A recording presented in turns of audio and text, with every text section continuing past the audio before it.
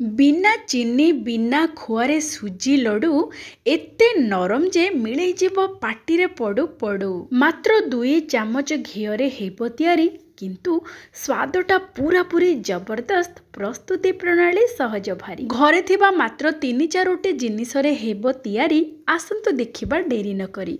दर्शक बंधु समस्तंको करूची मो प्रणिपात। माँ गेलु हांडीशाल को आपण मानकु बहुत बहुत स्वागत। संपूर्ण नुआ शैली रे सुजी लड्डू आसंतु करिबा प्रस्तुत। दर्शक बंधु आमे गणेश चतुर्थी उपलक्षे प्रस्तुत करिबा सुजी लड्डू एते नरम आउ एते स्वादिया, पूरा जेमिति लागिबो मलई लड्डू खाइला भलिया। तेबे आसंतु आजिर प्रस्तुति आरंभ करिबा। एठी आमे नेइचु गोटे गिना सुजी। सुजी पूरा पतला दाना वाला सुजी नेबे। जदि मोटा दाना वाला सुजी थाए ताहले टिके आपण माने ग्राइंड करि देबे, जहा फଳରେ कि पूरा पतला दाना सुजी हे जिवो। आपण माने पतला दाना सुजी नेबे, बहुत बढ़िया कि प्रस्तुत हबो ए लड्डू। आउ जेतिके आमे नबा एठी सुजी, सेतिके एठी नबा क्षीर।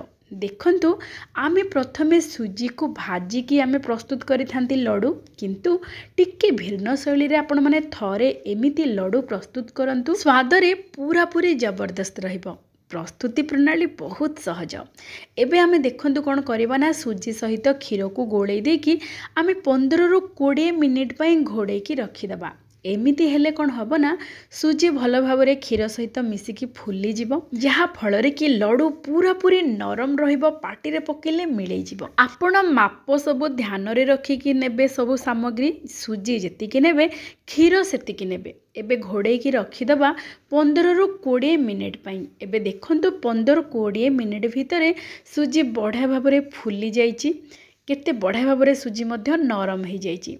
एबे हमें कौन करबा ना, ताको टिके कड़कू रखीदबा। गोटे कड़ाई बसईदबा मध्यम जाल रे। प्रथमे आमे दबा 2 बड़ चामच देसी घी। ए 2 चामच घीरे आमे प्रस्तुत करबा आजिर लड्डू। प्रथमे आमे कौन करबा ना, घीरे किछि ड्राई फ्रूट्स को भाजी दबा, जेमिति कि काजू बादाम ता सहित किसमिस, ताको छोट छोट खंड करके आमे मात्र 1 रु 1.5 मिनिट पई भाजी दबा, जहा फଳରେ कि बढ़िया भाव में गोटे बादामी रंग हो जीवो ए सब ड्राई फ्रूट्स रे। आउ खाइबा को जेते बेले लड्डू खाइबे बढ़िया लागिबो स्वाद रे। एबे देखंतु आमे ड्राई फ्रूट्स को भल भाव में भाजिके काढ़ी दबा। एबे एई घीरे, ए बड़का घीरे आमे दबा जो सुजी आउ क्षीर को बतुरे की रखी 15 रु 20 मिनिट पई। से बतुरा सुजी को आमे एठी घीरे देकी मध्यम जाल रे प्रथमे भल भाव में गोळेई दबा। देखिबे 1 रु 2 मिनिट भितरे सुजी धीरे धीरे बहलिया हबाकू लागिबो, पूरा सुखिला सुखिला हबाकू लागिबो। आपण माने जेतेबेले जंतणी प्रस्तुत करंती सेमिति पूरा जंतणी भलिया हे जिवो। किंतु आपण माने कौन करेंगे ना, जितेबले देखिए पूरा सुखिला सुखिला है कि जंतणी भलिया हो जाउची, तापरे आपण माने जाल को टिके कम करदेवे, लो मीडियम फ्लेम करदेवे। तापरे भल भाव में सुजी को भाजिबे। एमिति हेले कौन हब ना, सुजी क्षीर सहित जेहेतु भल भाव में बतुरिकी अच्छी, तापर आमे ताको भाजिले जेतिकी सब क्षीर थिबो सब भल भाव में सुखीजिवो। आउ स्वादटा पूरा पूरी जेमिति मलई लड्डू लागे सेमिति लागिवो। तापर आमे आगु को मध्य आउ किछि जिंस एथिरे मिसेबा, आउ किछि सामग्री जहार कि स्वाद पूरा पूरी 2 गुण हो जिवो। एबे देखंतु धीरे धीरे सुजी बढ़िया भाव में सुखिला है कि एबे पूरा झुरझुरा हवा को लगिलानी। बेसी समय भी लागिबोनी।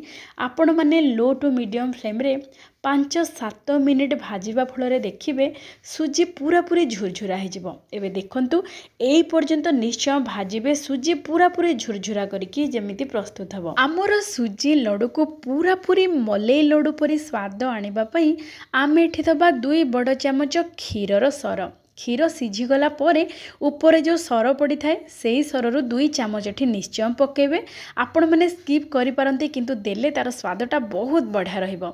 एबे क्षीर सर देके भल भाव में मिसई दबा आ 1 मिनिट पई। एमिति समुदाय 8 रु 10 मिनिट पर्यंत भाजी सारिबा परे देखिबे सुजी पूरा पूरी गुंड परी हे जिवो। देखंतु पूरा पूरी खोला खोला है कि पूरा झुरझुरा हो जाइछि बा पूरा गुंड सुजी परी हे जाइछि। एमिति भाजी की जदि प्रस्तुत करिवे लड्डू पूरा पूरी स्वादिया लागिबो।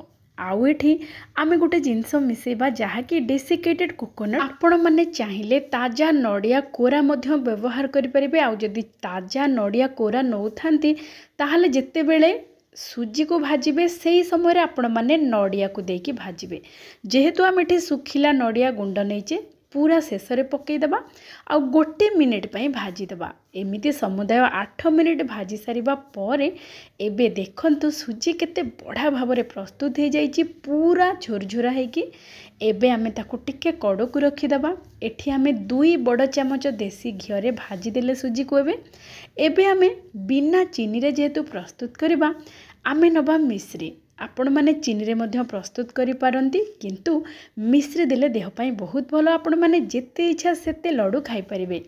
एबे आमे नबा जेतिकी सुजी नैथिबा ताठू टिके कम करिके आमे मिश्री नबा आ ताको भलो भावरे गुंड करदबा। आ जदि आपण माने चीनी नौथांती चीनी को मध्य गुंड करिके नेबे। एठी देखंतु आमे जो सुजी को आगर भाजी थिले से टिके गरम थिबा दरकार। गरम थिबा अवस्था रे एमिते मिश्री गुंड बा चीनी गुंड देकी जदि गोलेबे बढ़िया भाव में जमीती लड्डू बांधती सेमिति पूरा बढ़िया की प्रस्तुत हम। ता सहित आम जो ड्राई फ्रूट्स को भाजिकी रखी थे ये देदेबा। आउ भल बास्ना पाई गुजराती गुंड पकईदबा। ए सब को भल भाव में मिसईदबा। एबे देखंतु सुजी पूरा पूरी झुरझुरा होकी अच्छी आउ हल्का हल्का गरम अच्छी।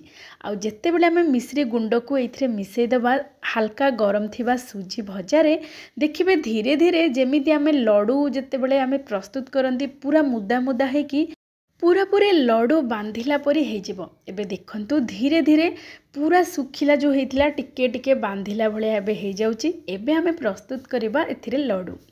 देखिले तो केते सहज। आपण माने प्रथमे सुजी को घी रे भाजिकी तापरे जदि लड्डू प्रस्तुत करिवे सी भी हो पारिबो। किंतु एमिति थरे प्रस्तुत करंतु। प्रथमे क्षीर रे भिजेकी तापरे ताकू भाजी भाजी एमिति लड्डू प्रस्तुत करंतु। बहुत बढ़िया लागिबो। पूरा पाटी रे पकेले मिलई जिवो। आपण माने जदि प्रथमरो सुजी को घी रे भाजिकी तापरे सब सामग्री मिसेकी लड्डू प्रस्तुत करिवे केबे केबे पाग टिके बिगड़ी गले बिल्कुल भल लगी न थाए। सुजी दाना पूरा दांतरे लगी थाए। किंतु एमिति आपण माने जदि प्रस्तुत करिवे जीए भी प्रस्तुत करि परिवे। आउ स्वाद पूरा पूरी जबरदस्त पाटी रे पकेले मिलई जिवो। काहे कि ना आमे ताको प्रथमरु क्षीर रे बतुरे की रखिथिले तापरे ताको भल भाबरे भाजी की क्षीर को सुखेकी सेथिरे क्षीर सर आउ नड़िया गुंड ए सब देकी प्रस्तुत करथिले। सेथिपई ए लड्डू स्वाद रे टिके नियारा रहिबो। पूरा पूरी स्वादिष्ट पाटी रे पकेले मिलई जिवो। थरे आपण माने एमिति लड्डू प्रस्तुत करंतु। बहुत सहजरे कम समय रे प्रस्तुत हो जिवो। प्रस्तुति प्रणाली देखिले केते सहज। आपण माने मध्य एमिति प्रस्तुत करंतु खाआंतु समस्त को खुआंतु। आजिर प्रस्तुति आपण मानकु केमिति लागिला विनम्रतार सहित अनुरोध निश्चय जणैबे। भल लागिले लाइक शेयर सब्सक्राइब कर देबा सहित हाइप मध्य कर देबे। जय जगन्नाथ।